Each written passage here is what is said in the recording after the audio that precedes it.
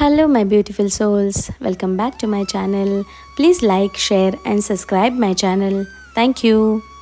श्री शिव पुराण श्री उमा संहिता 22वां अध्याय गर्भ में स्थित जीव, उसका जन्म तथा वैराग्य।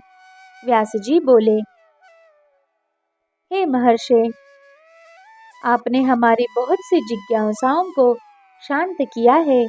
अब आप हमें जीव का जन्म, उसकी गर्भ में स्थिति एवं जीव के वैराग्य के बारे में बताइए।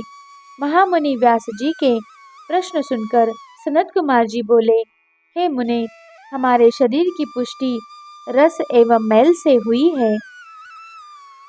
मैल 12 रूपों में शरीर से बाहर होता है। कान, आँख, नाक, जीभ, दांत, लिंग, गुदा, मलाशय, स्वेद, कफ, विष्ठा, मूत्र आदि मल स्थान है। हमारा हृदय सभी नाड़ियों से जुड़ा हुआ है।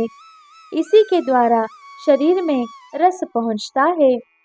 यही रस आत्मा से परिपक्व होता है।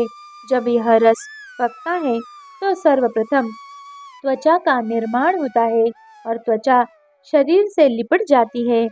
फिर खून बनता है।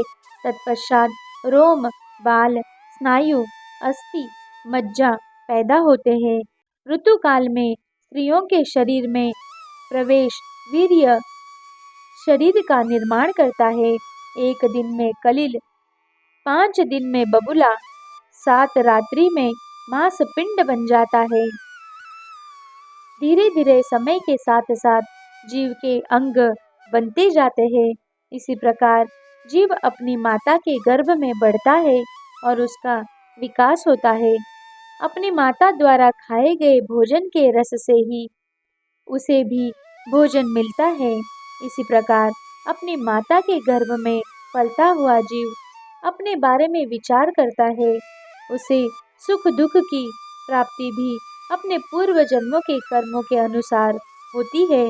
उसे गर्भ में ज्ञान होता है कि मैं इस तरह जन्म मरण पाता रहता हूँ और प्रत्येक योनि में अनेक दुखों को भोगता हूँ। इसीलिए मुझे अपनी आत्मा के उद्धार के लिए अवश्य ही कुछ करना चाहिए। गर्भ में जीव अनेक कष्टों को भोगता है, क्योंकि गर्भ भी एक प्रकार की कैद ही है। जीवात्मा गर्भ में इस प्रकार पड़ी रहती है जैसे उस पर कोई पहाड़ रखा हो। इस प्रकार गर्भ में वह अनेक कष्टों को भोगता है। गर्भ में अनेक दुख और यातनाएं झेलनी पड़ती है।